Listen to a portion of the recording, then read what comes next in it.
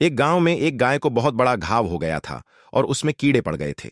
उसे बहुत तेज दर्द होता था। इसलिए वह भगवान शिव से मदद मांगने मंदिर जाती है। भगवान शिव एक बंदर को बुलाते हैं और उसे कहते हैं कि वह उस गाय को जाकर देखे।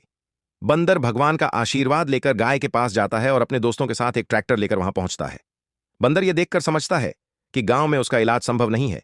इसलिए वह गाय को ट्रैक्टर में उठाकर डॉक्टर के पास ले जाता है।